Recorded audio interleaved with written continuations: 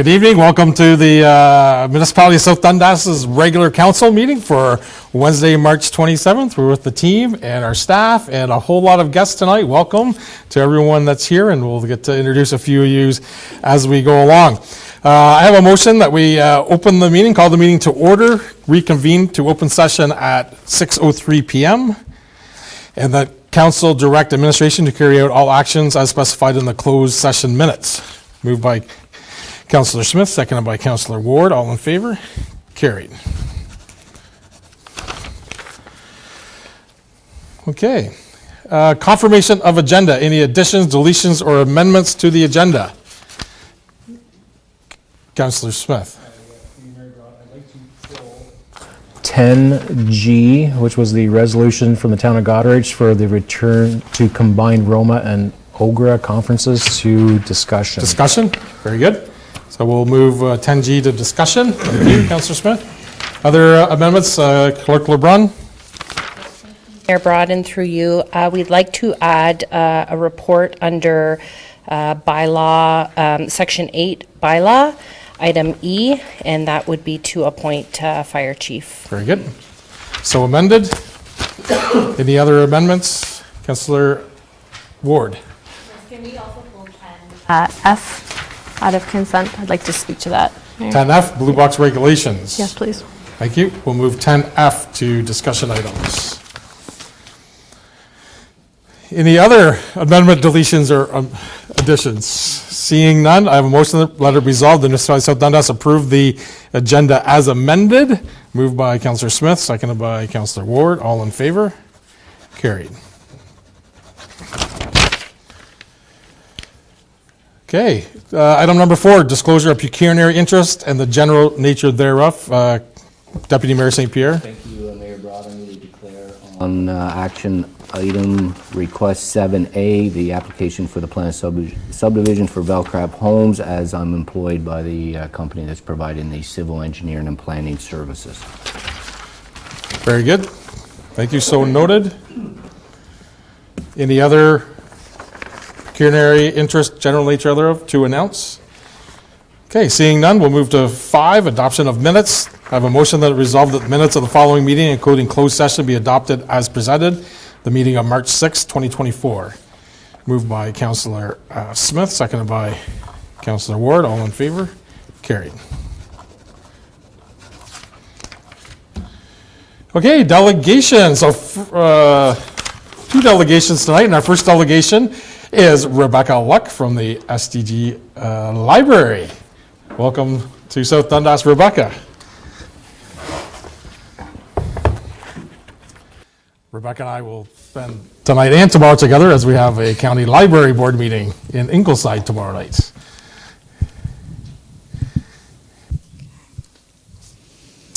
Good evening, Mr. Mayor. Sorry, is this on? Yeah, okay. Good evening, Mr. Mayor, councillors, staff, and members of the public. My name is Rebecca Luck, and I'm the new Director of Library Services at SDG Counties, and I'm here tonight to talk to you about the library. So SDG Library is made up of 15 branches, and we're scattered across the counties of Stormont, Dundas, and Glengarry. We employ 44 staff members made up of CSAs and LSAs, who are essentially the face of the library and who sit behind our library desks. And we have our courier and our administrative staff who work from the county's building in Cornwall.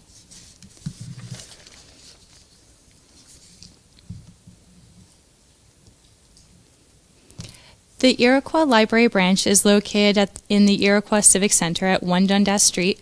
It's what we consider a neighborhood branch, which means it's open to the public 20 hours per week, 5 days per week. The Iroquois Library facilitates popular children's literacy programs. So in February, we saw 87 children visit the branch, and they participated in a variety of activities, but what drew them was weekly class visits from Iroquois Public Schools grade 1-2 split class and French class, and they also came for toddler story time. Here are some key statistics from the Iroquois Library branch from 2023. So Iroquois saw 11,234 print material distributed, 132 ebooks and e-audiobooks, 408 public hours of public computer usage, 383 borrowers, 6,083 visitors, and over 100 new members. The Morrisburg Library branch is located in this very building, and it's what we consider a resource branch, so meaning it is open to the public 44 hours per week, 6 days per week. The Morrisburg branch has a self-checkout machine, which allows patrons to check out their own materials.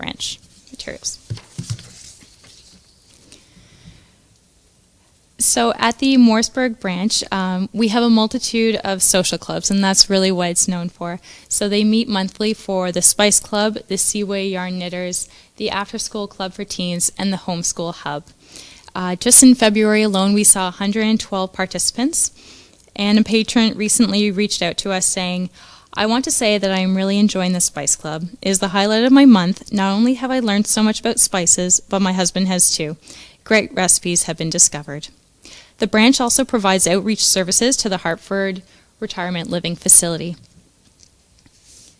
Some key statistics for the Morrisburg Library branch in 2023 saw 18,388 print material distributed, over 1,000 ebooks and audiobooks, nearly 1,000 hours of public usage for the computers, 806 borrowers, over 11,000 visitors, and nearly 300 new members registered. Lastly, we come to the Williamsburg Library branch, which is located in the North Williamsburg Recreation Center at 12333 County Road 18. And it's what we consider, again, as the neighborhood branch, open to the public 16 hours per week, 4 days per week. Most recently, we had the author from our local municipality, Nikolai Krimp, who discussed his writing style and his most recent fantasy series, The Last Mage. And Wendy Gibb highlighted his visit to the branch in the Morrisburg Leader, which was a very positive just community outreach. The branch provides outreach services to the Dundas County Hospice and J.W. McIntosh Community Support Services facility. So lastly, I just want to conclude on some statistics from Williamsburg Library Branch. In 2023, we saw over 5,000 print material distributed, 955 ebooks and e-audiobooks, 64 hours of public computer usage, just over 200 borrowers, 2,300 visitors, and 30 new members. So SDG Library provides a full range of services in which you can borrow books, DVDs, and magazines. But what you can also do is you can go online to our website, to our catalog, and you can request a book be brought to your local branch. So if you live here in Morrisburg and you really want the newest James Patterson book, but it comes all the way from Williamstown, you can request it be delivered by our courier, and it will bring it to you to your local branch. The library also has free Wi-Fi, printing, scanning, copying, faxing. We have a wide variety of professional development databases such as LinkedIn Learning.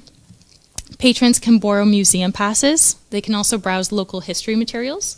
We have public computer stations, and patrons are able to go online and look at ebooks and e-audiobooks. I would also like to take a minute to highlight the Maker Lab. So although it's located in Finch and not specifically in South Dundas, it has a lot to offer the residents of South Dundas. One in which patrons can actually go to Finch, or we bring the Finch Maker Lab to you at your local library. So if you choose to go to the Finch branch, we have a laser cutter which cuts and etches different materials like wood and cardboard. We have a 3D printer and resin printer which uses digital files to create solid objects. The resin printer is more for the tabletop board games, if anyone's familiar with the little miniatures. We also have a sublimation printer and a mug press. So what that does is that you can print it on special paper, and then you can then transfer it, your design, onto t-shirts, totes, mugs, and so forth. We have 3 Cricuts that get distributed, 1 per district. So the Cricut allows you to cut and design on a variety of different materials such as vinyl, paper, and cardstock. And lastly, we have the Maker Lab programs. So again, you can go to Finch and enjoy these programs, or These programs then come to our local branches. And the Maker Lab is really just a space for creativity, as you can see from all these different pieces of equipment. The library also hosts system-wide programming. So the TD Summer Reading Club is Canada's biggest summer reading program and is designed to inspire youth for the love of reading over the summer months. The program is delivered by 2 outreach facilitators, and every year we apply for grants to subsidize for these positions.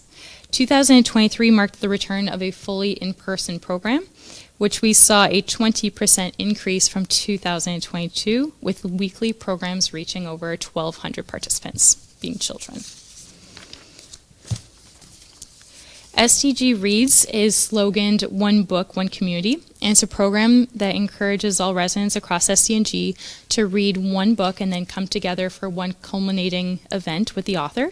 So last year in 2023, we had the author Maureen Jennings, who's known for her Murdoch Mysteries series, and the Avonmore Hall was packed with over 100 people in attendance. The VIP event was nearly 50% sold out, and we just received an overwhelming amount of positive feedback, and it was just a wonderful way to bring the community together. As part of our community outreach initiative, STG Library attends community events throughout the counties in form of pop-up events. So in 2023, we attended nearly 20 events, and in South Dundas specifically, we were at the Beach Day in Morrisburg and Iroquois, which saw 42 and 30 visitors respectively. We were at the It's All About the River in Morrisburg, which saw 62 visitors, and we also participated in the Morrisburg Santa Claus Parade. So what's coming up next for South Dundas? Well, in Iroquois, we have Earth Day Fun, which allows patrons to plant sunflowers and make earthworm socks. We have our annual plant swap and the Maker Month Maker Month Mother's Day Maker Craft. It's a lot of M's, alliteration there. In Morrisburg, we're having what's called the Box of Text Let's Make a Cardboard City, which is an interactive story time focusing on STEAM literacy development and looking at the joy of problem solving, really. Williamsburg will be having the Maker Month Robot Adventures. We'll be participating in more school visits, more pop-up library outreach events, and of course our STNG Reads 2024. So with that, I just want to say thank you very much for having me tonight and giving me the opportunity to speak on behalf of the STG Library. Rebecca, excellent update for what's happening in the libraries in South Dundas. When I became a councillor at the county table, I volunteered to be on the library board, not even knowing exactly what I was getting into because I wasn't a patron too much of the libraries. But since my mother moved to Morrisburg under 20 years ago, she's checked out over 1,000 books from the Morrisburg branch and is a quite patron of the library. So I knew about the library, and folks in 2024 may think, how much does the library get used? I don't know anybody that goes there, but if you start asking questions, you might have a child, an aunt, or a cousin that use the libraries. And when we have our meetings, we have monthly meetings at all the different branches throughout the county. And I remember last spring we were in Winchester, and I drive up, park at the library, and I come out, and there's 3 bicycles in front of the library. And I go upstairs, and there's 3 kids playing a video game, right? So even though, a kid could play a video game at home, they've decided to come together at the library and, and talk. They weren't playing games the whole time. They played a game, and then they were chatting and having fun, right? And you'll see adults come in and use the internet, apply for a job, pay a bill, right? So the library offers so much other than, just the basics of checking out a book. There's so many ways today that the library is a success. And I know on my time on the board and the year I've been on the board, we've really been driving the marketing of the library and a scorecarding, and Rebecca and the group are really starting to get on board so we can not only the statistics, but how we're improving and how much people, and advertising and letting people know what the library does offer, because they are a community hub, right? And we're a community, and it's a hub where people can go and meet. And so there's so many things going on in the library that people don't know. There's a sewing club that meets, there's a knitting club that meets, there's all these things that happen. So thank you, Rebecca. Any questions or comments from the council team? Yeah, thank you, Rebecca, for coming to South Dundas and presenting. I see you at the county council table once in a while. The one thing that really stood out, I mean, and just to go with you were saying, Mayor Broad, I mean, over 20,000 visitors in total to our 3 branches, and that, you know, for the people who do, and there are the odd people who, and maybe I was one of them before I get a presentation like this, is going, everything is so available through the computer and e-learning and e-books, but just to show you that there still is a need for people to actually, and the bigger need, which still amazes me, is 1,441 hours of total computer use. And you think in this day and age, everybody has a computer and has availability to get to a computer, but obviously, you know, there is a great need for that, and everybody can afford a computer. I mean, I know you can pick up a computer for $500, $600, $700, but it's still $500, $600, $700 a lot of people don't have. So I think the proof is in the pudding that libraries are useful, and is still in 2024 a great need to have them. You know, so thank you for the presentation and running our library system. It's proven, and I forget who was the lady that was your successor. Kara, she was passionate, and I could see the passion with you as well. So thank you very much for that. So, Councillor Ward? Rebecca, for coming out today. I wanted to take a minute because my son and I visit the library quite frequently, and we've been to all 3 branches. And the toddler program is by far a gem. It's something for moms to do that is free, so I highly encourage other moms out there to check out all the free children's programming, because some days you might need a break, and it's excellent time well spent. I also just want to take the time to say thank you to your staff on behalf of council, I'd like to say, and the community. I have been to all 3 branches several times, and I can say that I've never had a bad customer service experience. They're knowledgeable, they're polite, and they're patient with children. So thank you to them, and I hope you can pass that along to them, but they're a huge asset in our community, so thank you. Very good. Well, thank you very much, Rebecca. And we'll see you tomorrow night.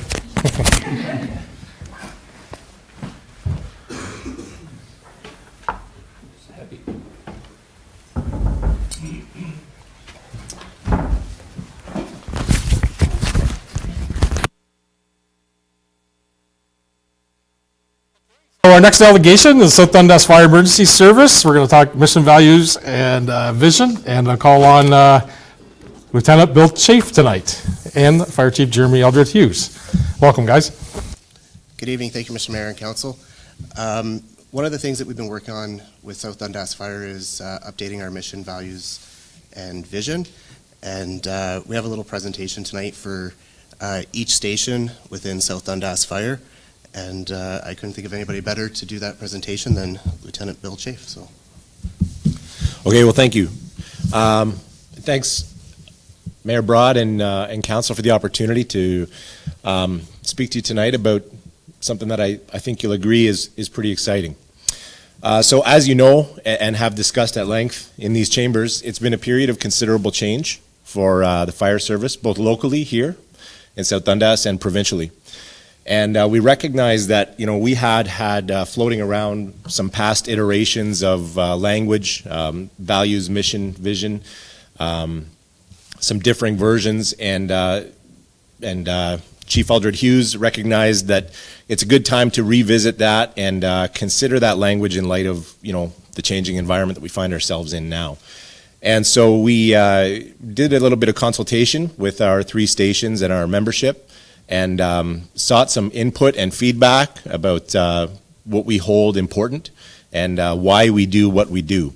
And the result of that you see here in front of you is the signage. So we worked with a company in Mississauga, actually owned by a fellow firefighter, and the mission, vision, and values that we drafted and developed, we had created in the form of these signs. So tonight we want to use this opportunity to present one of our mission, vision, values signs, as well as a South Dundas Fire and Emergency Services crest to membership from each of our 3 stations. And I think, you know, you've been briefed and you have it in your report, the language, and so I won't read it out, but I will say that, you know, one of the things that I think is most important on that signage is on that vision statement, it states that we ourselves, your firefighters, are members of the community that we serve. And we know to expect continued change. We know it's going to be, somewhat of a turbulent few years ahead as we work towards mandatory certification of all firefighters in the province of Ontario.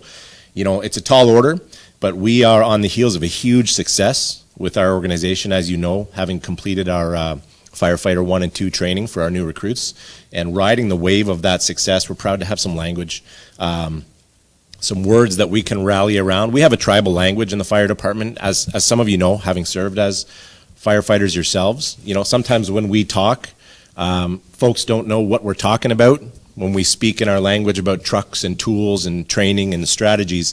And the words on these plaques give us some language to rally around, and that's going to carry us forward, and something we can come back to and remind ourselves about as we navigate this period of change. So with that said, we'd like to present these plaques to some of our membership, if that's okay. Yeah. So if we maybe want to have a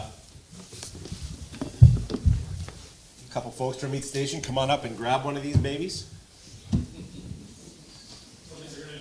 In each of the three fire halls, Each of our 3 stations, Morrisburg, Iroquois, and Williamsburg, will have one of these plaques. Oh, yeah. We'll have one of these plaques identifying our mission, vision, and values.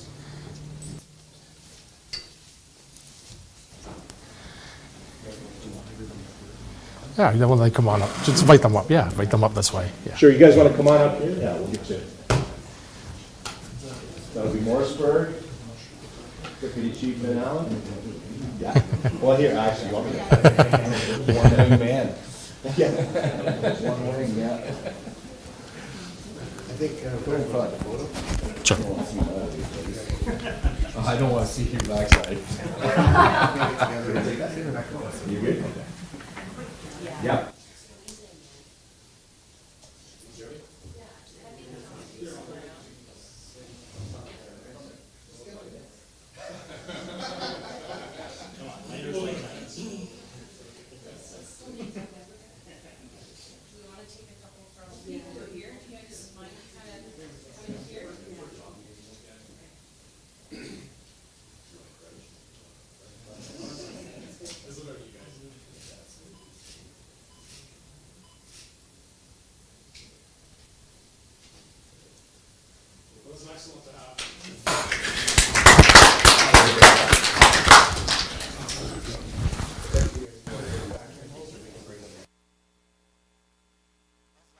Have members of all 3 of our stations here tonight receiving the plaques with their mission, vision, pride, and teamwork and dedication statements. And of course, a refreshing logo to hang in their station.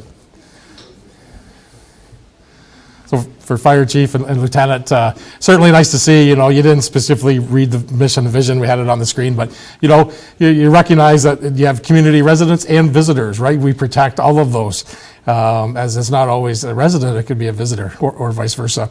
And I think as a lot of legislation has come into place, we've, made a lot of changes over the years, and I think it's become harder to have pride and teamwork and dedication in the fire department because of a lot more things on the regulatory side as well as the fire service side. But commend everybody over the last year of where you've gotten in your training and some of the activities, that have happened in the hall. So thank you for all your dedication, hard work. Saving lives, because that does happen too, and we know that's something that Lieutenant Bill Chafe did a month ago with one of our residents. So thank you for that. And we have had a lot of structure fires over the last year, where many of you were called out on calls and time away from your family, protecting other people and other structures. So we thank everybody for that dedication and time. Deputy Mayor, Councillor. Well, it'd be remiss if I didn't say something, right? Sure. So through you, Mayor Broad. So, as most know, being a past firefighter, is very proud when I was on the fire department. I thought, and this is no disrespect for any other organizations out there. They all do, community organizations do a great job, but in my opinion, there's second to none is the fire services. There's no doubt about it that the fire services is probably the most dedicated group of individuals and teams that we've got in this area. So congratulations. And there's 3 individuals here. I know that Chief Hunter and Ben Allen and Rick, they were all on the fire department before I was, and they've long lasted after I decided to move on to other political stuff. But one of the things that keeps standing out at me about the fire department, and Mayor Broad said it, so I'm not going to repeat what he said, but we went to a funeral service last night for Lyle Kehoe, which was on the fire department for a lot of years. Some people, you can put your mat together, and he was on longer than 3 or 4 of you put together in your services. But just seeing and being part of that entrance to that funeral service and seeing the fire truck and the marching, and it's not just about the current, it's about all the other volunteers, retired volunteers that we've come through, is just amazing to me. And what you guys and girls do, I think is one of the best things that you could do for us. So I applaud you, and I congratulate you, and I thank you for continuing doing that, because like I say, you guys provide us, girls and guys provide a service that's second to none in my opinion. Thank you, Deputy. Councillor Smith. Mayor Broad, Bill, thank you very much for doing the presentation tonight. I was listening to North Dundas Council meeting, and I think it was the last meeting they had, and I think I heard Mayor Fraser say that they were worried that whenever the mandatory certification came out, that it possibly could have been the end of volunteer fire departments across the province. And I'm happy to see that everybody here is now certified and everything went off as it should have, and we're where we are. And yes, you guys and girls do have your own language. I'm slowly picking it up. And and also, I just want to say, Bill, anytime you need to commandeer my vehicle, it's yours. Thank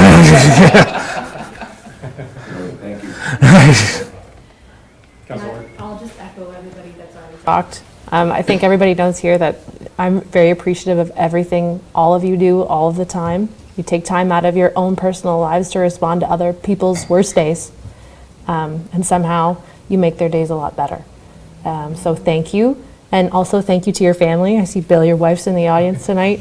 You know, all the training and stuff, I know it's been a lot of extra work for you guys to be away from your family. So thank you to your families too for allowing you to continue a much needed service in our community. And I can't say how proud I am of all of you, and so thankful for all of you to be here tonight as well. So thank you. Very good. And hope to see you at the next breakfast is the next time we can meet. Pancakes and sausage or something thereof, or chili cook-off, may it be. So very good. Anything else to add, Chief or Lieutenant? No, Okay, thank very you good. very much. Thank you for coming tonight. Thank you, everybody. Thank you.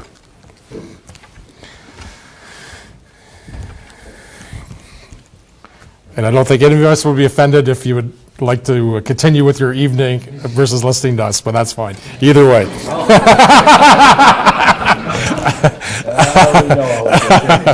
Oh, they have signs to hang up. Okay, we'll move into 7A, PE 2024-03 application of planned subdivision, Falcroft Homes. We have our planner, Stephanie Moran, and Deputy Mayor will step out briefly while we discuss this topic. Okay, very good. Thank you. Yep.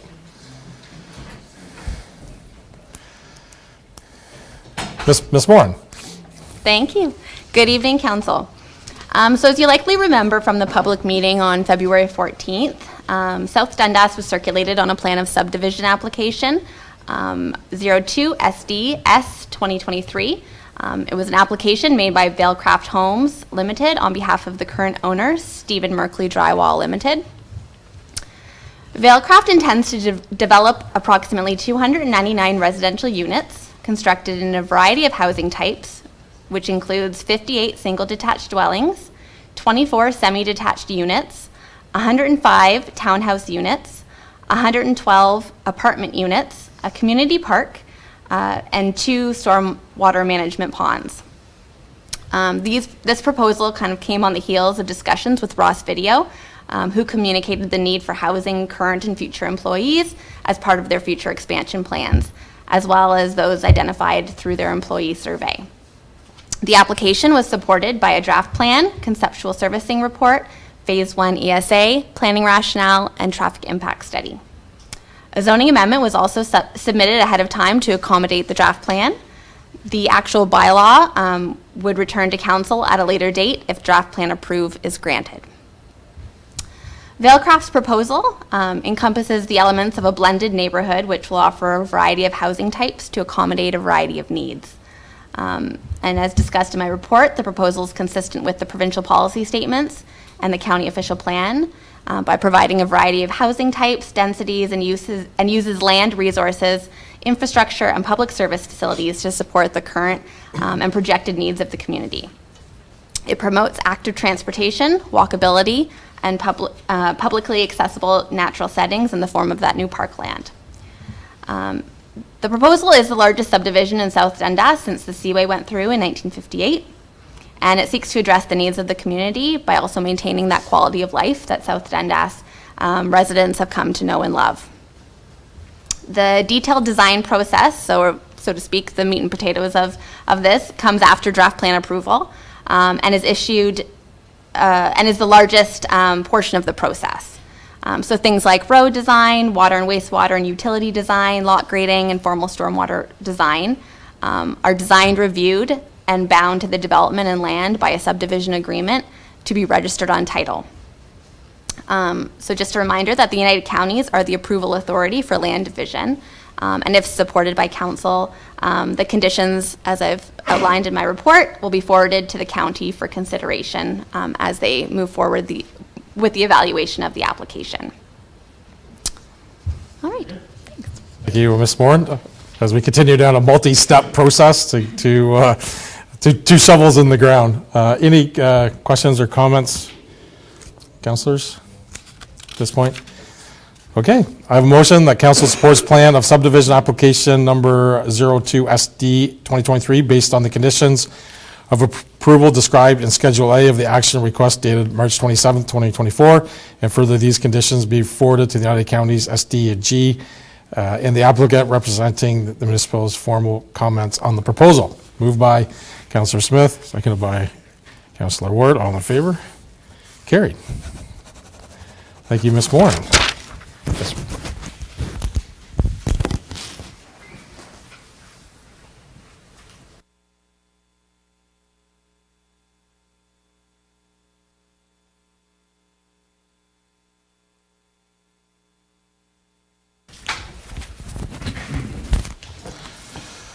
Okay, we'll move to action request B, CAO 2024-01, AMO, call the province social economic prosperity review. We'll start with Clerk LeBrun.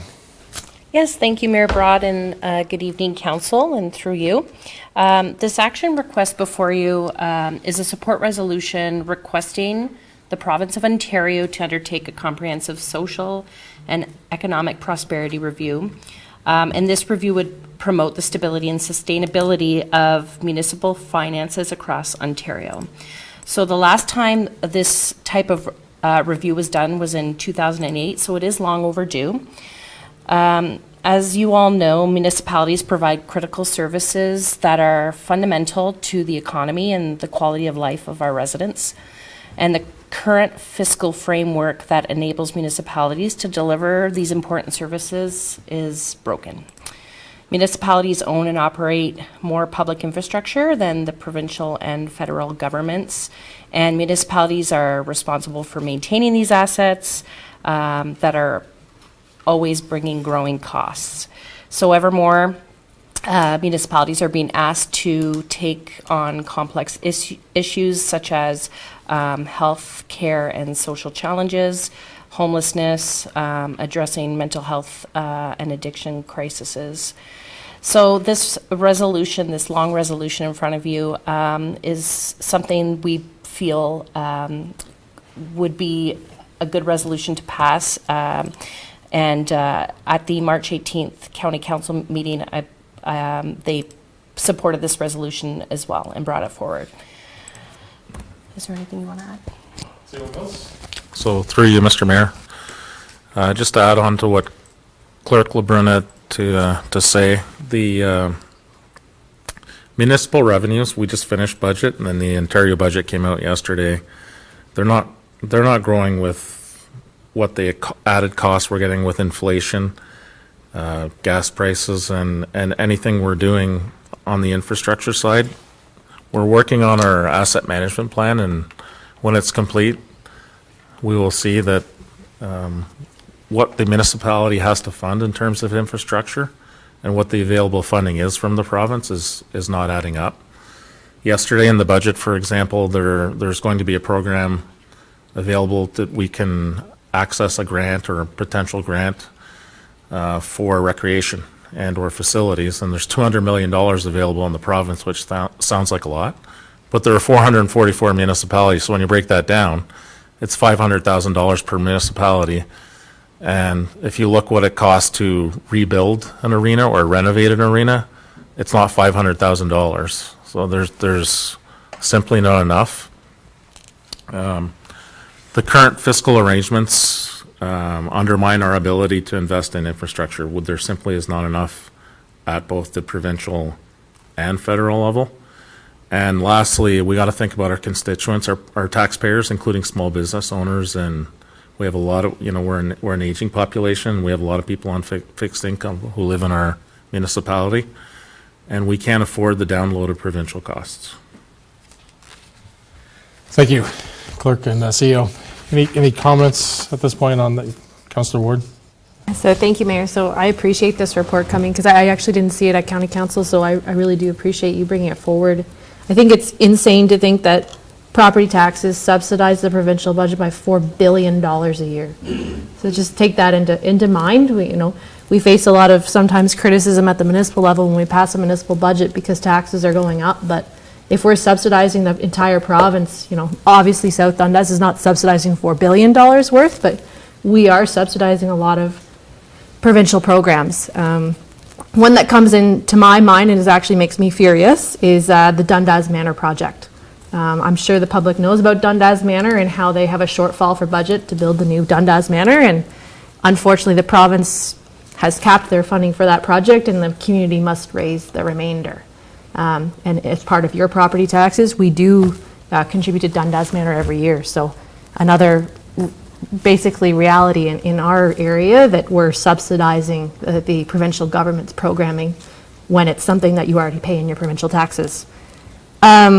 A key thing that I noticed in there is there's a highlight that says it's expected that elected officials work together effectively and respect tax dollars where needed. And I really think and I hope that we continue to work with our local elected officials, specifically our MP and MPP, to kind of drive that factor home that we can't continue to grow at the rate that the province wants us or the federal government wants us to grow without additional funding. And it's not fair that we continue to have to put that burden on property taxes because like you said, there's a limit to how much we can collect. So anyways, I appreciate you bringing this forward. I support it 100%, and hopefully it doesn't fall on deaf ears, and hopefully they do this study and figure out a way that we can all move forward together. Thank you. Yeah, thank you, Councillor. To respond or to add to some of your statements, I have met up with our warden at the county's level, and volunteered to be on a committee of some sort that we take a position and report back to county council on the social piece that we keep contributing to that keeps getting downloaded, right? And how we can, advocate for something different, right? Which is a big challenge. It doesn't work.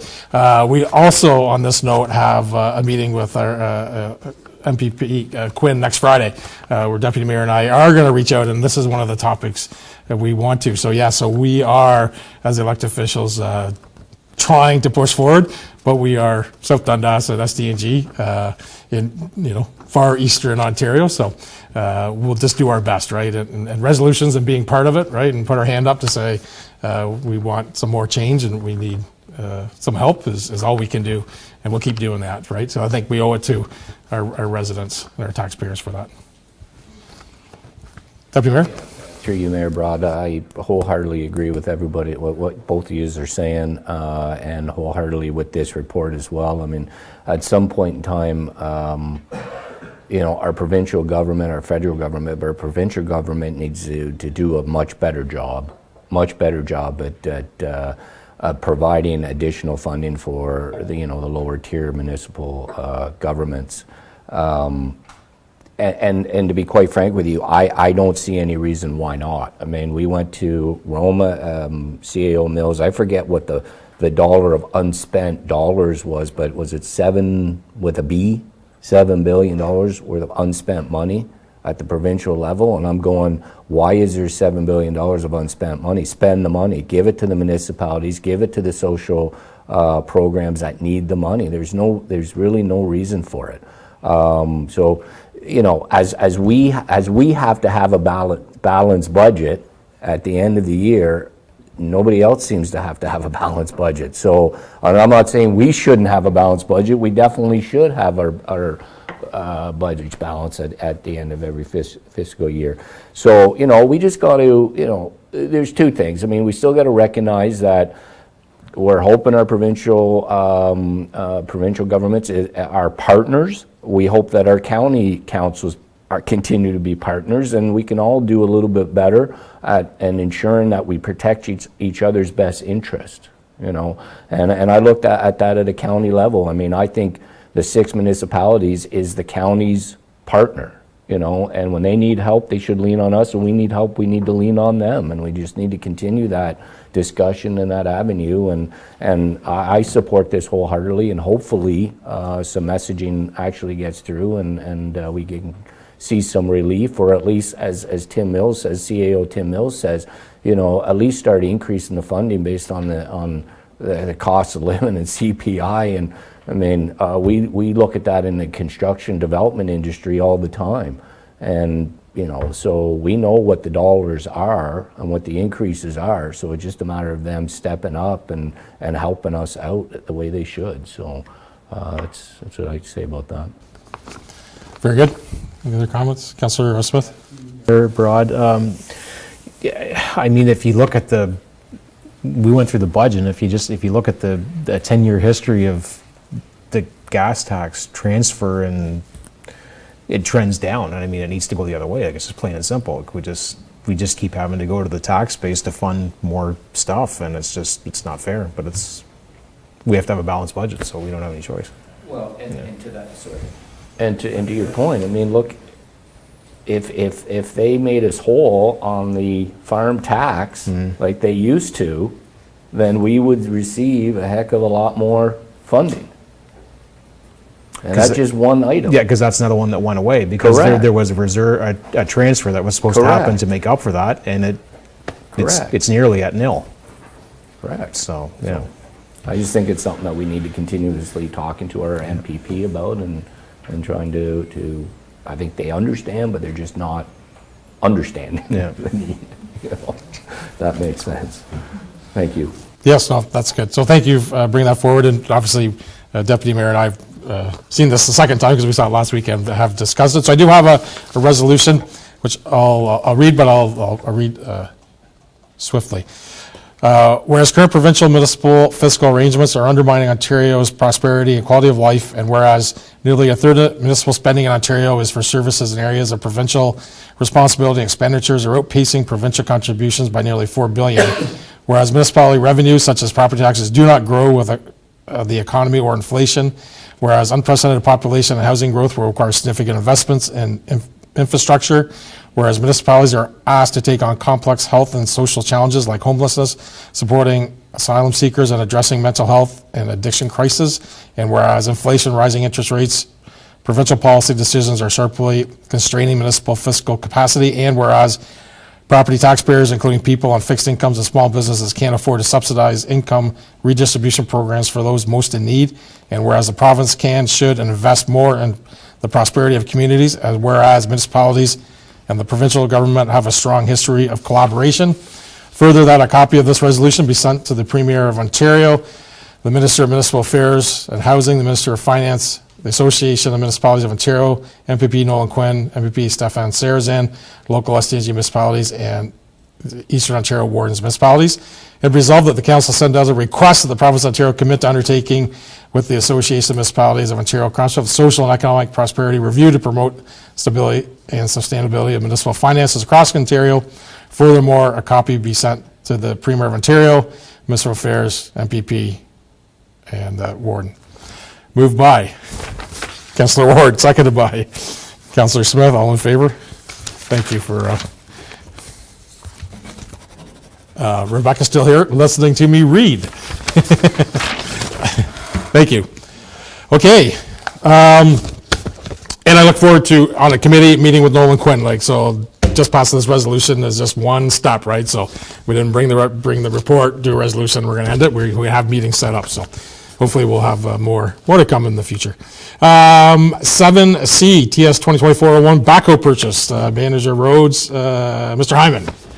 Thank you, Mayor and Council. So I bring forward our first tender of the year for the purchase of a new backhoe. So during the 2024 budget deliberations, Council approved the purchase of a backhoe to replace Unit 66. Unit 66 was identified for replacement as per our municipality, so Dundas's fleet replacement plan, and will be sold once ownership is taken of the new unit. So this year we tried something different, and we used the LAS, which is the Local Authority Services, or canoe procurement. So the whole idea of canoe procurement, it's a group in Canada, is one of the largest cooperative purchasing organizations in the country. Canoe is wholly owned and operated by its membership through a non-for-profit municipal association. The group represents over 5,000 municipal, nonprofit, and public sector organizations from coast to coast. All canoe programs are available for use on a voluntary basis. So Canoe, they perform the RFP in advance on behalf of the entire membership in accordance with the CFTA and other Canadian trade legislation, meaning that we do not have to do the RFP, and we do not have to post an RFP on our website or in the papers. So the Canoe RFP process includes open competition and comprehensive evaluation. So this process results in best value awards for the entire membership. So Canoe also saves time and money for simplifying the traditional process to a more streamlined cooperative purchasing model. So what I had to do was I went on their website and I chose equipment. So I entered in backhoe, and it gave all qualified candidates. So then we were able to choose. So at that time I chose Case, John Deere, and Caterpillar, the local distributors. And pricing was received from all three of those suppliers. So for the 2024 budget, purchase for a new backhoe was $204,000 plus HST, and the net cost to the municipality for the purchase of the new backhoe will be $198,858. So we came in under what was budgeted at budget time. So this backhoe was for a four-wheel drive standard backhoe, no real bells and whistles. It had a quick attach front bucket, and it had a hydraulic thumb. So that was asked of all three suppliers.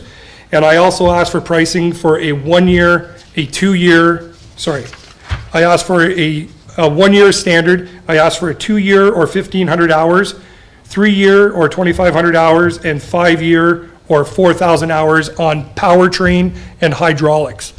So if we were to choose the low bid being J.R. Brisson equipment with the 5 year, 4,000 hours, that's where the $198,000 comes in. And that's what I'm recommending at this time.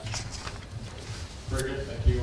Manager Hyman, and nice to see we're using any way to, pricing and getting good pricing on any of our equipment purchases. And hopefully the process was easier than other processes, and you'll probably get better at it as we go along. Any questions or comments on the motion? We're good? Okay. I have a motion that council accept report TS 2024-01 to purchase one backhoe in the amount of $190,000 plus HST from Terrestrial Construction, J.R. Brisson, and that council purchased the 5-year extended warranty on hydraulics and powertrain in the amount of $5,367 plus HST, and that the Director of Transportation be authorized to sign all necessary documents to give effect to the contract. Moved by Councillor Smith, seconded by Councillor Ward, seconded by Deputy Mayor St. Pierre. All in favor? Carried. I looked this way and I thought of Tom. Depends what table we're at. You are a councillor. Okay, moving to 7D, WW 2401, granular activated carbon purchase, 2024-25. Manager wastewater, Mr. Villeneuve, welcome. Yeah. Thank you, Mayor and Council. In June 2023, I reached out to Continental Carbon, their company out of the States, and I reached out to them to get our carbon replaced on tank 1 at the Morrisburg Water Treatment Plant.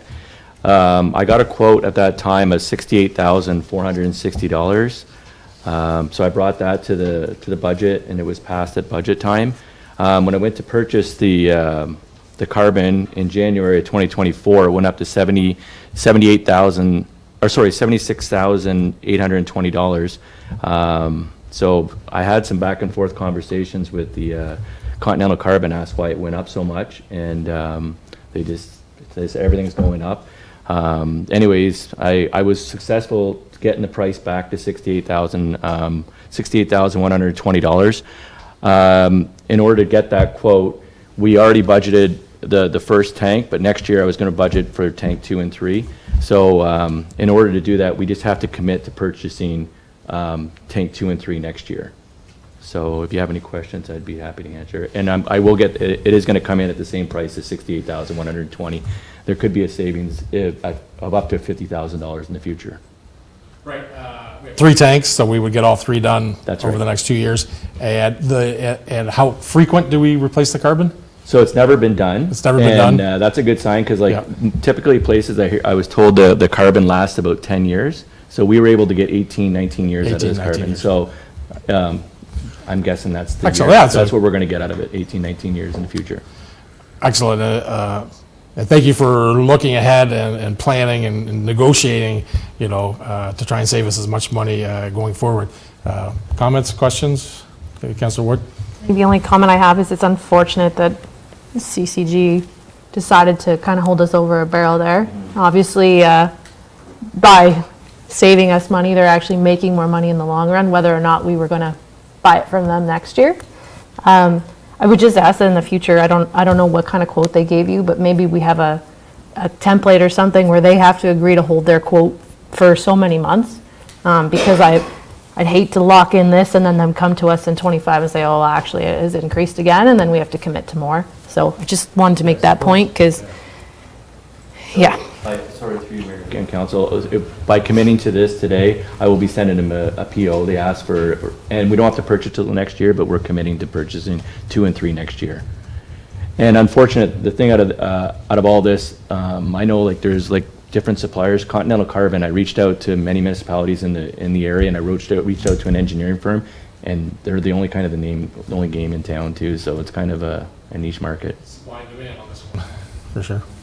Councillor Smith? Yeah, Mayor Brodz. So were we planning already on replacing the other 2 next year anyway? I planned on replacing GAC Tank 2 or Carbon Tank 2. Yeah. And then the 2026 replacing, but they both need to be replaced at this stage anyway. Okay. So we may as well just do both of them. It's actually easier on myself too, because when we put the new carbon in, the pH levels are going to go up, and if we do it all at once, it's just going to happen one time. So it makes it easier in the long run, to be honest with you. Okay. All right. Cool. All right. I have a motion that council pre-approve the command of purchase of 2 additional carbon tanks from Continental Carbon Group at a price of $68,120 each, which will be included in the 2025 capital budget. Moved by Councillor Smith, seconded by Councillor Ward. All in favor? Carried. Thank you, Manager Villeneuve. PF 2024-05 Community Shared Generator Install. Director of Parks, Recreation, and Facilities, Director Jansen. Good evening, Mayor and Council. So in front of you tonight is just a quick report. The Community Food Share, which is located some of us would know as the old Morrisburg Library. They've had the space down there, and they serve lots of clients down there. A little over a year ago, their executive director reached out looking to apply for a grant to get a generator. There wasn't any red flags, and there still isn't any red flags in installing the generator. There's lots of space on the south side of the building there. I think it's going to be great for them. They're mostly looking at sort of an emergency preparedness sort of point of view. They do have the walk-in fridge, walk-in freezer down there. So if they have a long-term power outage, they don't want to, one, lose their asset, which is the food, and two, they want to continue to serve the community. So I think it's a net gain for everybody. So just looking for permission to amend their lease just to make sure that everything's captured in there and it's formalized. But other than that, I think it's good for the building and great for community food share. Comments?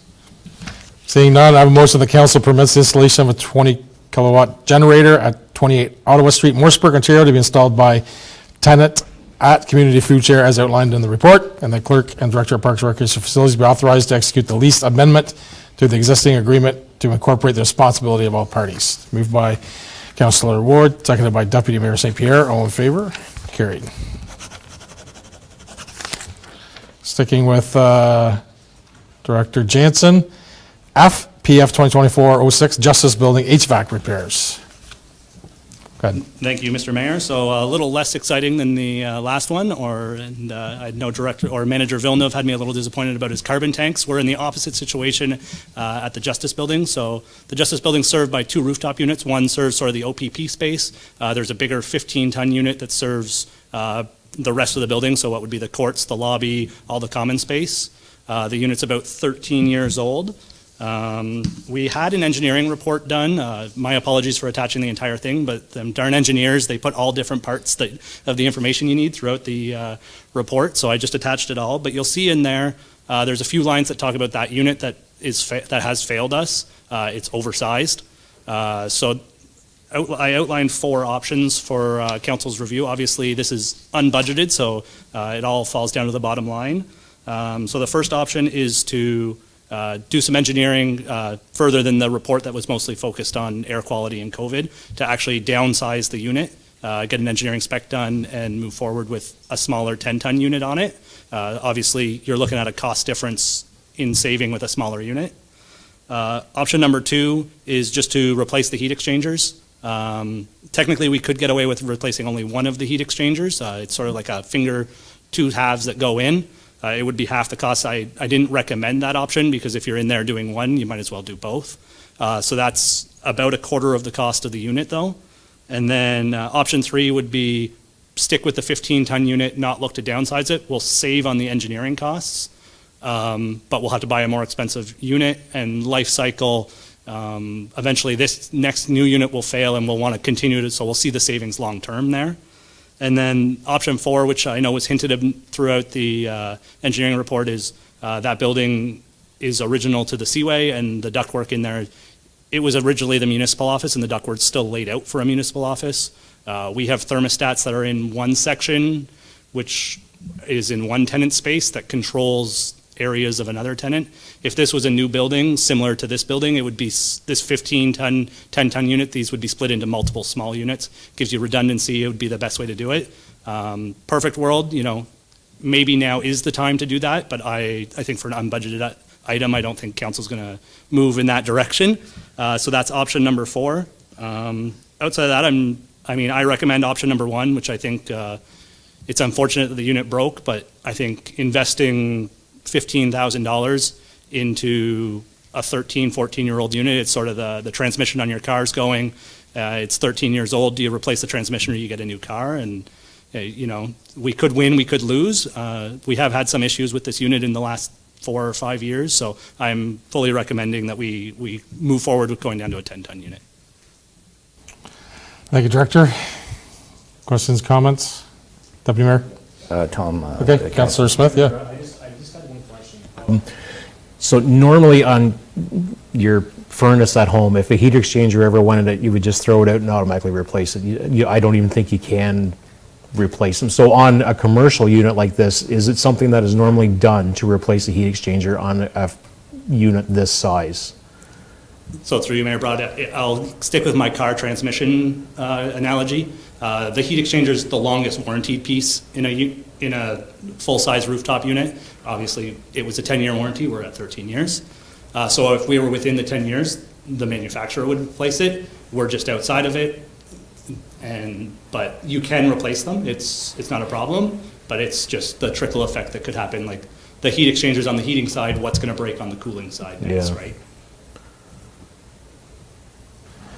Up here. Just on your option one, I'm just curious, though, I mean, if we're going to replace the 15T to a 10T, what kind of design specs do we actually need? Is these things not just off the shelf, put them on the rooftop and away we go? Like, I'm just curious on if you can educate me on why we would have to spend money on design specifications. Yeah, so through you, Mayor Broad, it's a little bit of making sure that we get the air balancing right. I'm not going to come up here and tell you I'm a structural engineer, not a mechanical engineer, so some of it just goes right over my head. But a little bit of it's on the air balancing, and like the tonnage that we're talking is just the cooling side. The report that we already have speaks nothing to the heating side, and there's more variable that you can do. Like the existing unit is a 36 or 360,000 BTU. The report that we have doesn't speak to what type of heating and BTUs we should have. So it's just making sure that we're doing our due diligence. And the last thing we want to do too is underheat or undercool our building.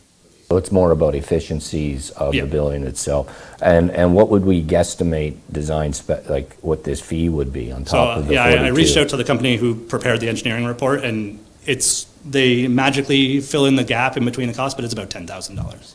Okay. I will agree option 4 is, for me, is a non-starter. I think we should be spending money in other buildings it's a little bit more used, I guess, and the arena being one of them, right? So, yeah, okay. If you're asking for an opinion, I'm okay with option 1, going with a smaller unit and getting the cooling and heating a little bit more balanced. That would be my preference. Councilor Ward? Thanks, Mayor. For clarification, how many tenants are in that building now, like remaining? So through you, Mayor Broad, and maybe foreshadowing a little bit, but currently the courts are in there, and they actually just this week reached out with a renewal, so they'll be in there for another 5 years. And then we have possibly a new tenant coming in the RSL space, and then the OPP are in there as well. But the OPP aren't serviced by this unit, but all the common spaces are. So we're working probably in the next month, what used to be the Meals on Wheels space will open up in the community kitchen, and all the lobby and hallways are all serviced by this unit. Okay. I was just, the one that's on the OPP side, do we own that one, or did they put that one in? So through you, Mayor Broad, in the lease, we would own the unit. We- So in okay. all of our commercial leases, we own the electrical, mechanical, and the base structure of the facility. Okay, yes, I was thinking about just, until he just mentioned that we had like kind of like the future sort of somewhat nailed down, I was gonna maybe just say, maybe just for now, we'll go with option 2, just till we get it figured out, but I'm confident with number 1, so, all right. Yeah, I think we're going to have tenants Yeah. in the whole part of that building, right? So be good to have it just updated, like chase our tail, spending versus going ahead. Councilor Ward? I'm fine with option 1.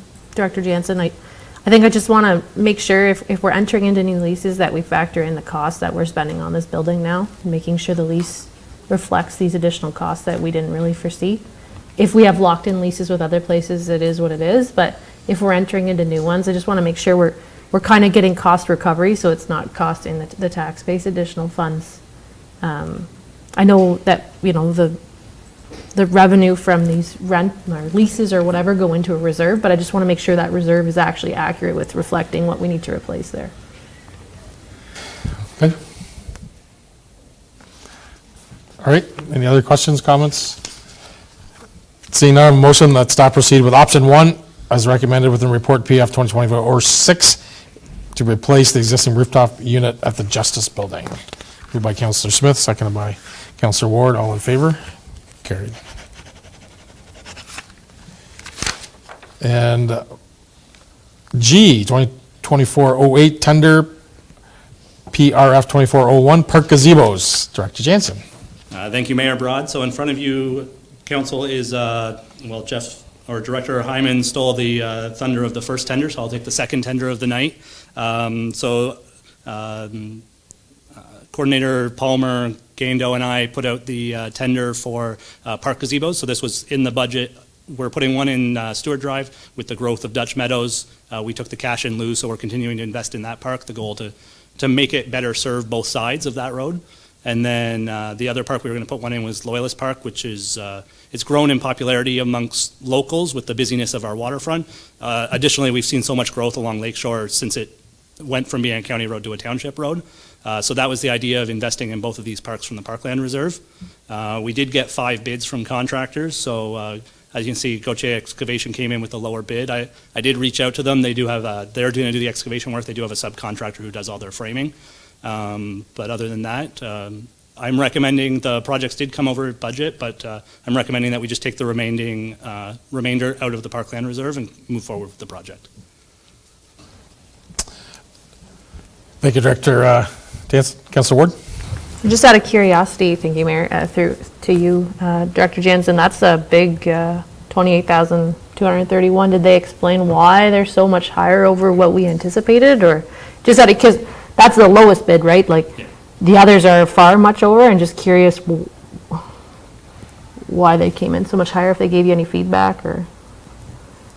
So through you, Mayor Broad, I think I'll wear this one. Technically, the Iroquois Business Group is putting in their pavilion this year, and they got local pricing for that. That pavilion is actually bigger than these. So I sort of using that as during my budgeting process as my guideline. And apparently, the Iroquois District Business Group are very good negotiators. I do know that the business group is working with, they got that project sole sourced, and I think for me, it shows how good of a deal the Iroquois District Business Group is getting, because I budgeted sort of using their values for their bigger gazebo to do mine. No, thank you, appreciate that. Deputy Mayor. Through you, Mayor Broad. So Stewart, the gazebo on Stewart Drive, I had a very young individual come to me last year in the summer who lives on Stewart Drive with his parents and said, "Mark, we need a gazebo at the park." And I went, "Well, let me look into that." And the response was, "Yeah, there's what every politician says."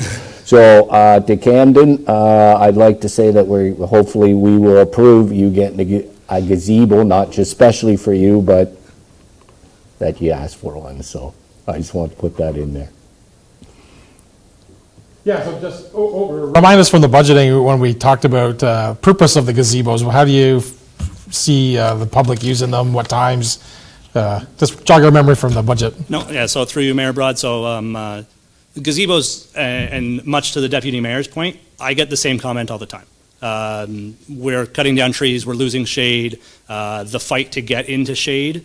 And then the other aspect of it is families love to have birthday parties at parks. So having the ability, both of these gazebos are just big enough to hold 2 picnic tables that you can sort of distance yourself or come together. So if there's 2 separate small little families gathering, or if you're coming together and you're trying to use the whole thing, they're kind of sized for that sort of level. So that's sort of the plan there, is to just sort of make the parks a little bit better, and Loyalist is a great example. There's overhead wires there, so providing shade is difficult. There's trees along the shoreline, but as any local knows, you have to get there early if you want the good spots at Loyalist Park. But by the play structure where we're going to put this, there is no shade because there's overhead wires.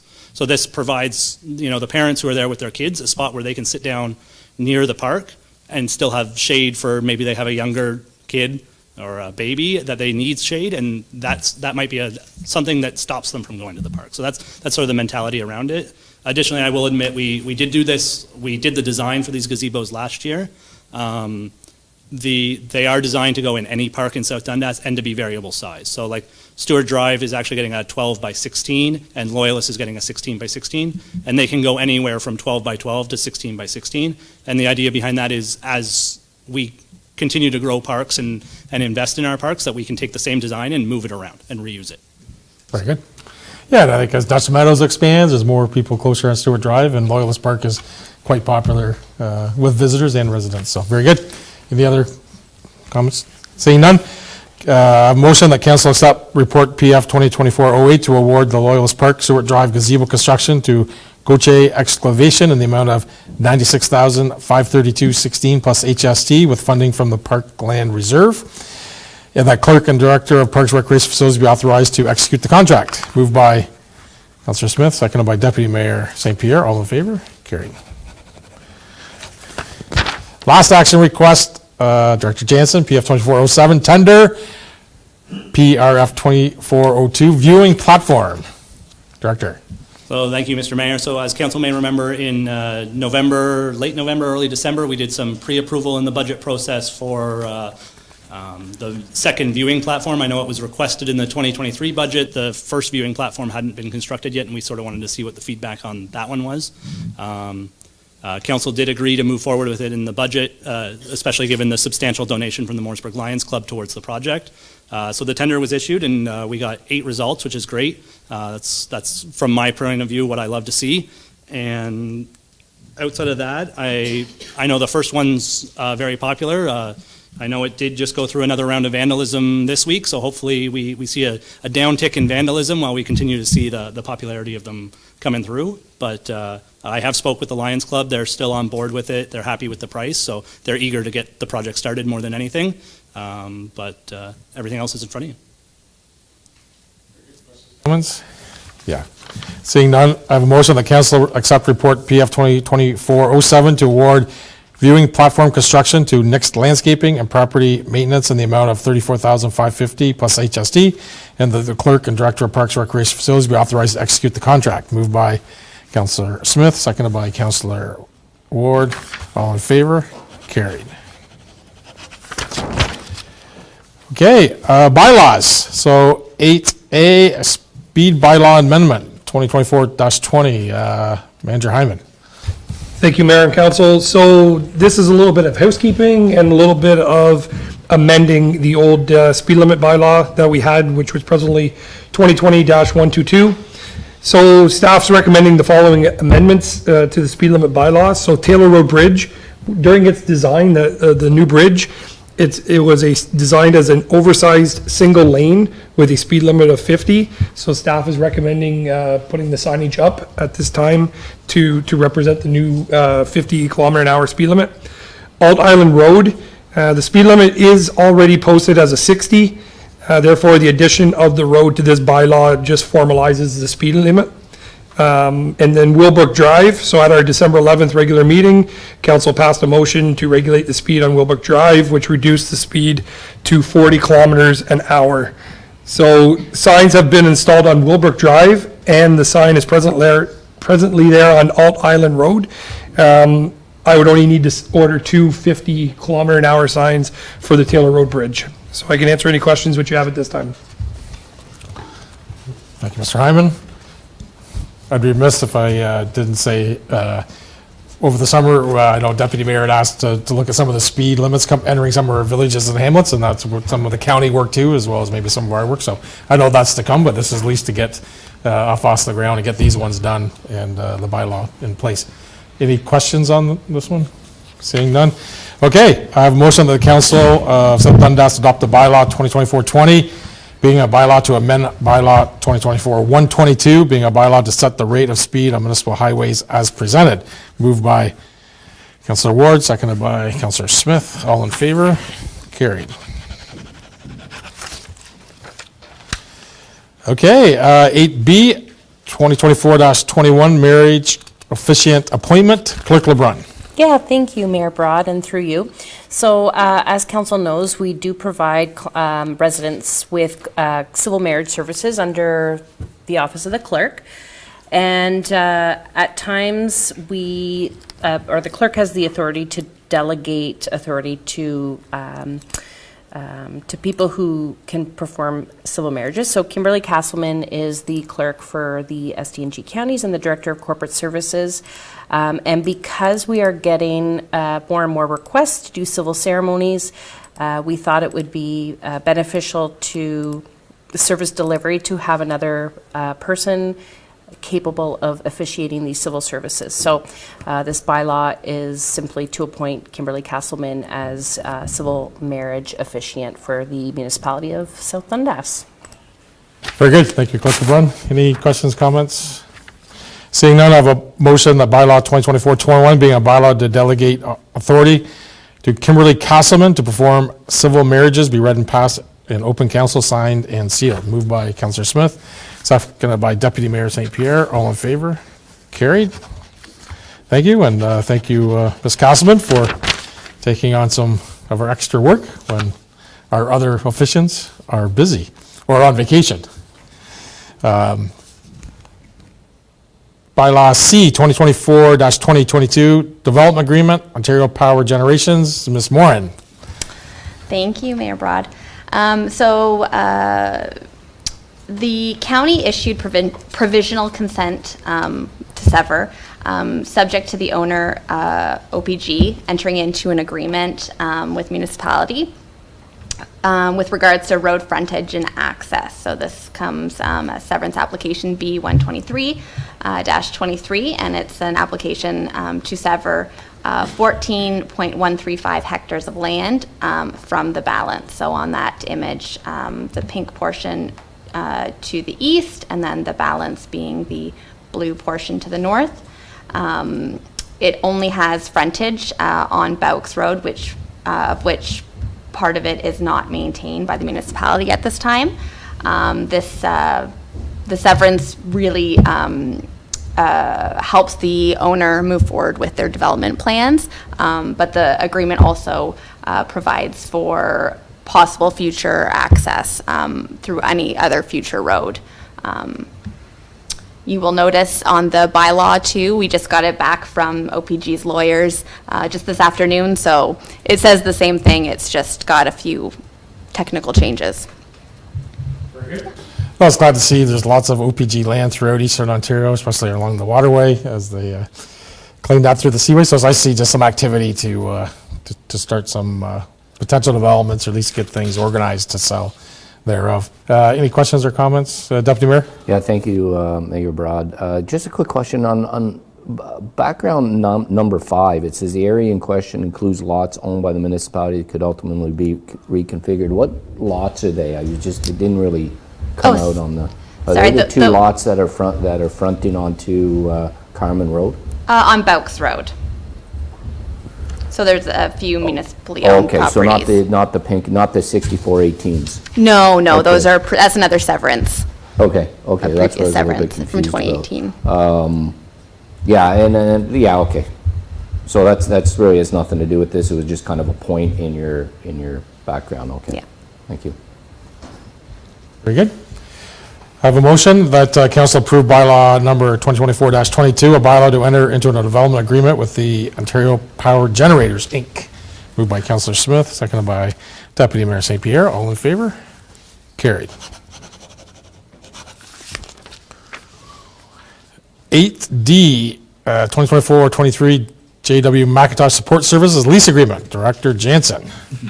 So, thank you, Mayor Broad. So we're circling back here to a little bit of our foreshadowing earlier, which is that we do have some interest for a new tenant within the Justice Building.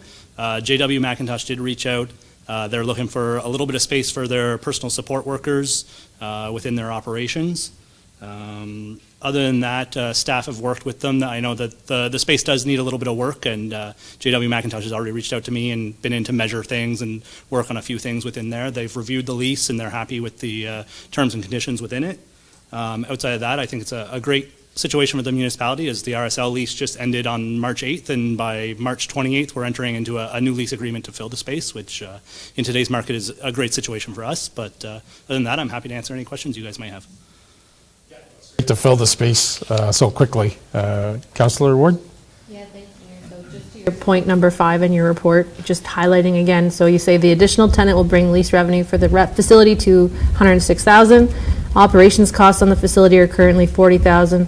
However, this does not include capital costs, which on average may exceed their remaining funding. So I just hope through asset management that we continue to update that and it's reflected in leases moving forward, so that those capital costs are accounted for, so that that's Right, yeah. I'm just driving home my point that I think we just need to look at those and factor them in. Yeah, very good point. On asset management and the capital for that building. Yeah, very good. Okay. I have a motion that bylaw 2024-23 being a bylaw to enter into an agreement with JW Macintosh Support Services for the lease of administrative space at 5th Street West in Morrisburg be read and passed in open council. Moved by Councillor Ward, seconded by Councillor Smith. All in favor? Carried.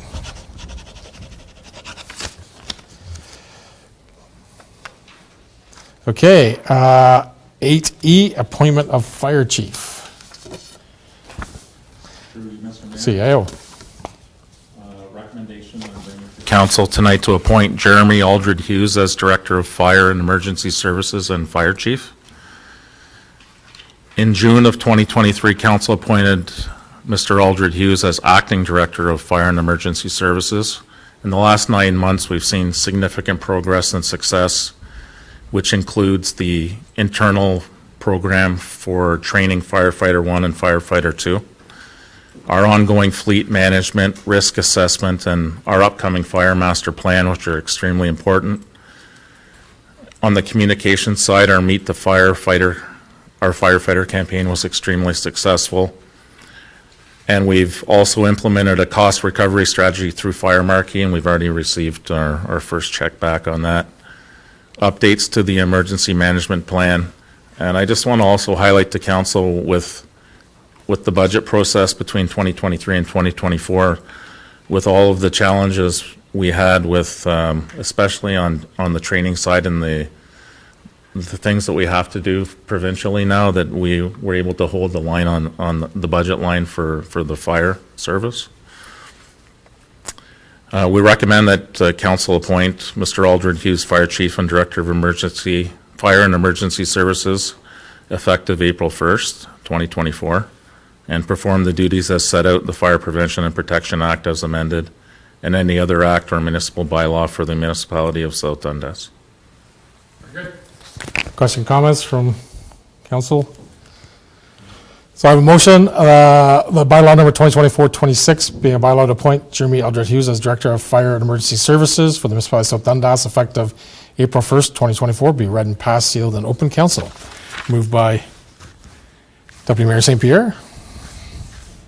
Seconded by Councillor Smith. All in favor? Carried. Thank you very much. Welcome officially full-time, Jeremy, Director. Congratulations. Okay. Boards and committees. Under 9. So 9B, we had an Iroquois Waterfront Committee. Deputy Mayor, any updates? Yeah, thank you. Mayor Broad, we did meet March 13th, and the topic of discussion again, as Director and I are looking at each other, was the pathway lighting that Mr. Ross is designing and will move forward with. I believe at the last meeting we said that the west end of the lighting was off the table. He wasn't considering it, but now he is revisiting that plan. So it's kind of on the table, but we're working out the finer details, I would say, David, right? So that was the bulk of it, was just what kind of lighting, the type of lighting, the height of the lighting, the location of the lighting. One of the things that Mr. Ross was demonstrating is that because there's the airstrip there, some of the lighting needs to be spaced beyond where the airstrip is so it doesn't conflict with the actual airstrip itself and the navigation. So I suspect once the project is done, people are going to go, well, why is there no lighting in certain spots? But it is to accommodate the airstrip. And as well, there's going to be maybe a section between open space to where the campsite is and the walkway that there may be an open space as well to allow people and cars to kind of get in and out of the park area to and from the campsite.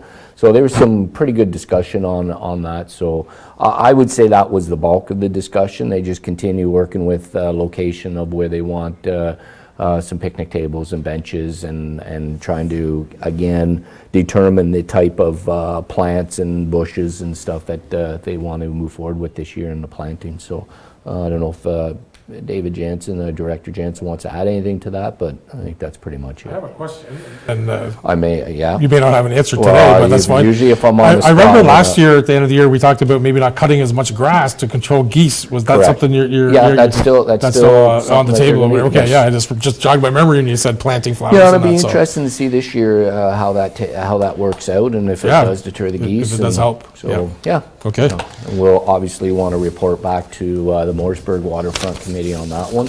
And I think we've got a collective meeting coming up. Remind me, Director Jansen, I think they're... The last Mooresburg Waterfront Committee meeting got delayed because Yeah. everybody was sick, so they just have to confirm. Okay, thank you. Yep. Okay, C, County Council meeting. So I attended the County Council meeting last Monday. We went through the AMO call to provincial services, which we talked about tonight and passed a resolution. That was one of our items that we talked about. Yeah, there was not, we had just had reports, updates. One things that they're working on, so the library lease agreements. So our libraries, as we had Rebecca Luck here tonight, our libraries are in our buildings. So we're working on new lease agreements, and I know Director Jansen is heavily involved with that committee to make sure we get those leases updated. And we talked about the eclipse, which I'll talk about in a few minutes, and administrative updates. So not a lot of new business at the counties this past month. Morrisburg Waterfront, Cole sends his regrets tonight. It's regional, unless there was something from any of your group, sorry, Director. No, fine, okay. We were supposed to meet last week. Right. Okay, right, you just said that. Very good. E, Regional Incentive Program, Deputy Mayor St. Pierre. Well, what I could say is that we didn't meet March 20th to review. There was 10 applicants. Beyond that, I'm not at liberty to say because it hasn't been approved at the county council level, but there was very good applicants, so that's all I'm going to say about that one until it gets officially announced. Yeah, it's just a protocol. I just want to. Yep, excellent. F, Emergency Control Group meeting. So on March 20th, there were two meetings, one at the county level with all of our leaders, meeting with all the other leaders throughout the county, United States Representative, City of Cornwall, and then reconvened in the afternoon with our group led by Fire Chief Aldred Hughes, which I participated in, and just preparing for the eclipse. So I think we're well situated for the information we have today. We're expecting lots of visitors into South Dundas, working closely with the parks as that's in our property. They're expecting 10,000 visitors, paid parking, so people can prepay. So that'll give us an idea how many people may be traveling in. As we get a report on the Friday, we'll see how many have paid. They're going to use the airport for buses, drop off at the park, drive back over to the airport, park there. So we've got that crowd control situation in that area. We're, as some of the notes earlier, we're manning our fire halls, so we have volunteers stepping up to be in the fire halls during the event, so that if there is an emergency, we can respond right away. Our roads departments are going to join the fire departments in each of the halls, so they can be dispatched to do any road cleanup if there's anything going on. Water and wastewater are on standby. They're going to be in their facilities just in case of loss of internet or loss of power, right? Just to be ready on that, just with the volume of people. And Parks and Rec, of course, probably they're might be the most busiest day, as they'll turn off the ice plant on the Sunday and make sure we have garbage and porta potty. We are not opening up for the summertime our washrooms because we feel it's a little early. So we have rented some porta potties that we're going to station at those places. So we have washrooms or bathroom facilities for people that travel in. And we're going to activate, stand up our emergency response team here in the municipality. That'll be because we feel like this is one time where we should be ready to respond, and B, if things go well, we can do some exercises, and it'll be part of our training plan as well, that we did that as our yearly event. So we think we have a lot of things undergo. I know CEO Mills have talked to some other partners, so you want to share some of those. Just through you, Mr. Mayor. One thing that we have had inquiries from the community, I know council has, is about the Iroquois locks. And it relates to the eclipse because we anticipate a lot of people there, but also further into the season, it's a tourist attraction. So recently I spoke to the Vice President of External Relations with the St. Lawrence Seaway Management Authority about the issue with not having washroom facilities. We know the restaurant is closed. They are aware on their end. They're working on something on their end. We're in communication, and so that's what I can tell you. That I know that you have reached out to the MP, Duncan. I've spoke to the Vice President, but we don't own it. We're doing our best to do what we can, not only for our residents but for the tourists that come in. Yeah, so to add on to that, we have reached out to the MP and the Deputy Mayor and I have on a second time to engage. It is federal property, right, because it falls under that commissions. So we've asked for his help to coordinate and get information. We want more information about what their plans are, because overall we have a situation, but it also has been somewhat neglected, which I think they've recognized of, some trees have down, haven't cleaned up. So we want to get that back to a good standard. So we're communicating with those. Fire Chief Hughes, anything to add on the stand-up? Did I catch everything? I think I got all the groups involved. So appreciate everybody flexing their time, flexing their hours. We expect just a lot of traffic, and hopefully it's a good day, and people have a good experience as they travel to South Dundas. I will say I know from on the county's report the Border Control talked, and there's not a hotel room available on the American side, and they're expecting a lot of people on the American side. So we should expect that we'll have a good number of visitors through Eastern Ontario. And lastly, South Nation Conservation. We had their AGM last week. Councillor Smith. Yeah, so March 21st was South Nation's AGM. So the new chair for the upcoming 2 years, I guess it's going to be, is Steve Deschamps, who is the deputy mayor from North Stormont. Steve, okay, good. Yeah. Vice chair is Adrian Winans from Augusta Township, and Pierre Leroux is moving to past chair. Pierre's schedule is getting quite busy as he's the warden of Prescott Russell. So, revitalization, some more work being done at Finley Creek Boardwalk. We got some literature in here that there's some changes coming to the Conservation Authorities Act, April 1. South Nation can now issue stop orders if they could never do that before. Now they actually can. So if somebody's not doing a septic install quite to code or whatever, they can actually issue stop orders. So that's new. The free tree giveaway that we've had, it's going to be the same as last year. So everybody who wants their allotment of trees, you have to order through a link on their website. We do not get an allotment of trees to hand out at our will. You have to order them through their website, and they will be picked up, I believe. They've already been in contact. I think they're going to be picked up here. They're going to set the day and the time, but they're going to be picked up, I believe, at this building. So, but you have to order online. First come, first serve, limited supplies. Yeah, that was a clarification of the point. They Yeah. posted, we have an allotment of trees, but that's not true. We have to apply. Right. Each person, and they'll be Each picked up person for has to yes. apply, each Very good. individual person. They finalized the members for their new watershed advisory committee. The ones who would be closest to us, I guess you would say, would be Peter Young is on it from SDG Counties. Greg Farron, I don't know Greg, but he's from St. Lawrence Parks Commission. He's on it. And Jackie Pemberton, who was the former director of the DFA, is on it. Last year, 2023, there was at all of South Nation's sites that they have, they recorded over 190,000 visitors. They any place where they have walking trails and all these sorts of things, they have trail counters. So there's, I believe that there is one at Two Creeks, but since there's hardly been any limited use, they didn't count it. So the most popular one, so the Robert Graham Conservation Area saw in 2023 7,972 people visit, or now that tripped their trail counter. So now I don't know if there's maybe a few deer that tripped it, I don't know. But anyways, 7972. So, and of course, every meeting I keep asking for funding for Two Creeks, and so far, nothing. Stay on it. I believe you. Good. Oh, excellent update from the AGM. That's good. Good news on some of the new appointments and good information. So, thank you for that. Any other committees or meetings I might have missed? No. All right. Seeing none, consent agenda. South Dundas wastewater reports. South Dundas drinking water, Iroquois wastewater, Morseburg wastewater, Williamsburg wastewater. B, the care building stats February 2024. Leaf and yard waste days. And C, D, Information Conservation Authority amendments to the Conservation Act. E, resolution from the town of Lincoln, urgent need for increased funding for libraries and museums. H, resolution from Clarence Rockland on the 988 suicide phone number. Resolution, Municipality of Calvin, the Funeral, Burial, and Cremation Services Act. J, resolution, Municipality of Calvin, Provincial and National Firefighting Strategy.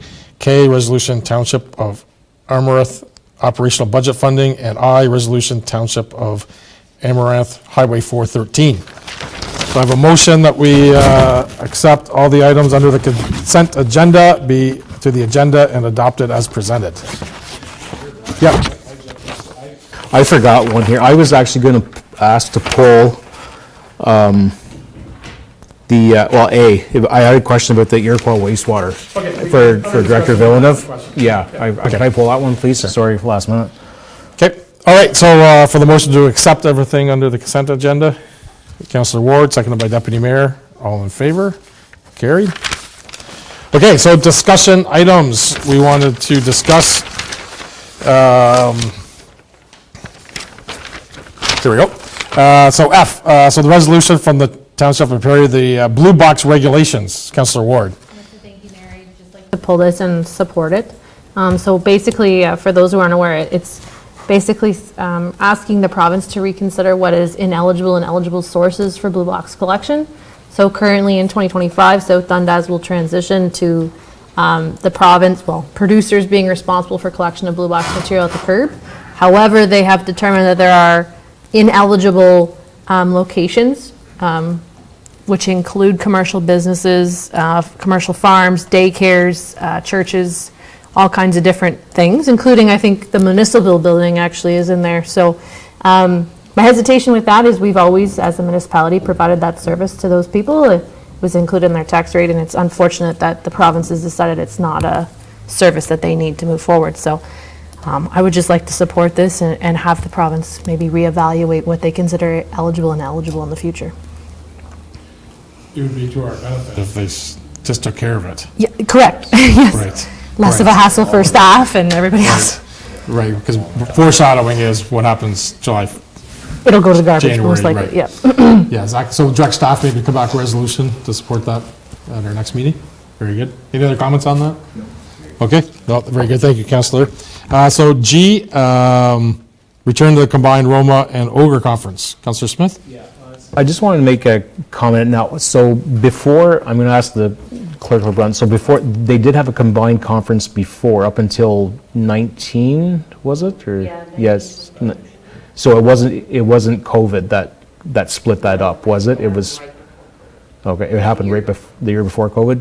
So I'm just thinking, like, it seems like we seem to be like we're going to be going to both conferences on a regular basis. That's what it seems like, because there's value in both of those conferences for us. And it would be, if we combine both of them, it would be easier for us to schedule as a group, because we all have limited time to do things. And it probably is going to save taxpayers money, because we're only paying for travel once. It's probably going to save some hotel rooms. And so I saw that one come up and I thought it was a good idea. So I don't know what everybody else thinks, but anybody else? Yeah, I kind of agree with you on that. For us, Yeah. If you live closer to where the conference is, it's a lot easier. But for us to travel, take time off, to do more things, at one time would be a cost savings, and maybe more productive for sure on that. Yeah, I support that as well, Councillor. I was on the term when they were combined and then they did separate, and I didn't see any value. And I don't, to be quite honest with you, I don't think I shouldn't speak among everybody, but there's a lot of chatter that there really is no value of separating them, that we would prefer as a municipality to combine them back again, and whether or not they have to hold it in a couple hotels, because maybe one isn't large enough, but still, if they're close enough, you can still go back and forth and get the same value out of it. I think some of the seminars and conferences and talking seminars that goes on, I don't like to say which one, but I think there is one that's a little bit stronger than the other one, and you can combine a lot of that as well. So I think with good planning, it could work again. But I think logistically it could work, but it's the power Bs that need to come together and make that work, right? Yeah, so maybe direct staff as well to have that resolution as well. And you had a water wastewater question for Mr. Villeneuve? I was just so everybody knows, or just give us general ideas. So how much extra capacity is there? Like, there's a lot of expansion going on in Iroquois. So how much extra capacity is there in the Iroquois wastewater plant? Because I know that, if you saw the thing, that there was a bypass, what, that was because of a blockage somewhere last year. So how much capacity is there in the Iroquois wastewater plant? Maybe you can give a short answer, but Yeah. that we have asked for the study, and EVB is going to come back, and we're going to present a whole study of where we're at on that. So that is coming. Maybe you can speak about that. Yeah, so through you, Mayor Broad, the plant max capacity is 16,800, but the daily flows are only around 1,700 depending on infiltration and that. We're allowed to, the plant capacity is at 3,800, so we're not even at 40% capacity of that facility. What happened on the day that we did have it was kind of a bypass. What happened was there was a grease blockage in the main on Island Park, and when the grease blockage, we got a phone call out for it, and then when we got there, the main was blocked, but it was due to grease of the homeowners.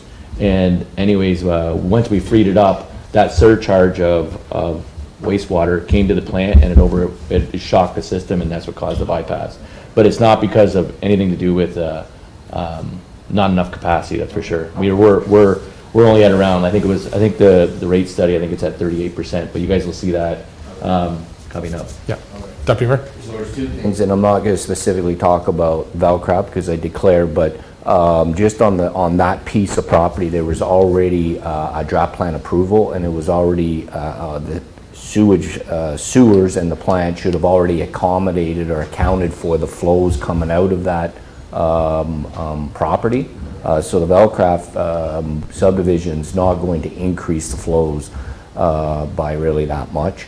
The second part of that is there's two things, and it's a little bit sometimes hard to explain, but it's what they call design flows, theoretical design flows versus actual flows, and the theoretical design flows on the peak is much higher than what a plant actually in a sewer system actually witnessed. And it's really by almost 2/3. Right.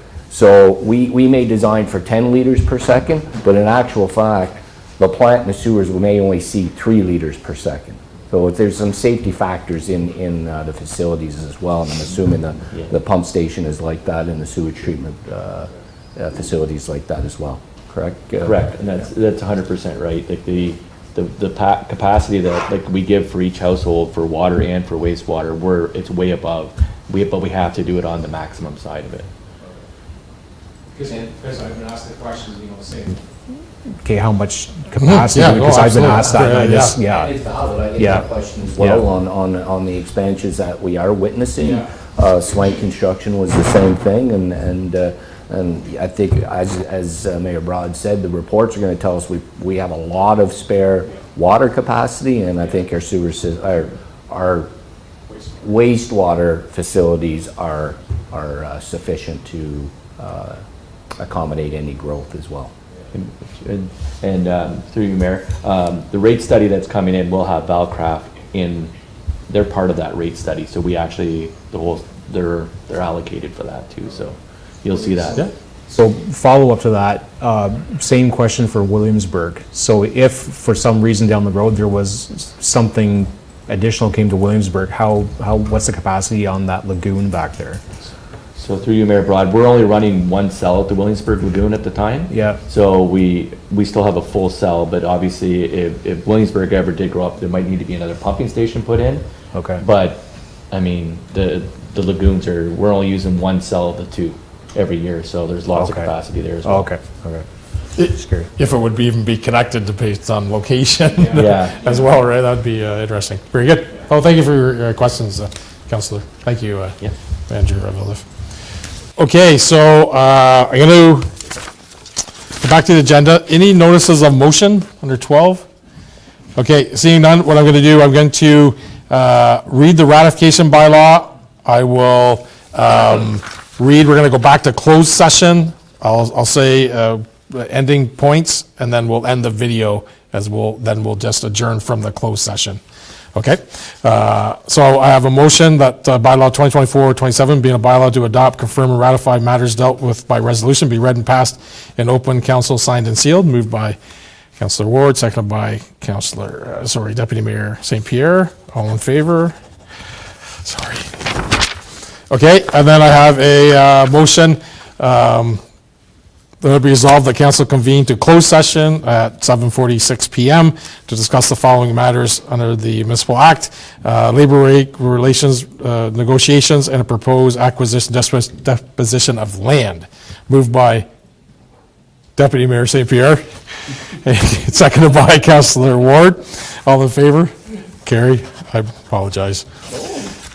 And lastly, before we end the video, another busy winter. As I kind of heard me say, the ice plants are going to shut down. So thank you to all our Parks and Recs staff and our director and administration that operated the arena throughout the winter. A lot of successful hockey, a lot of attendance, and I'll be attending a playoff game after our meeting tonight with Mayor Fraser from North Dundas, as there's a big battle between North Dundas and South Dundas tonight. But also all the volunteers that worked on our outdoor rinks, as well as volunteers that did any other outdoor, did the curling clubs, so any of our recreation areas and our halls that were outside. So thank you to all those groups for the wintertime, and we'll look forward to another winter season come next fall. With saying that, I'll say good night.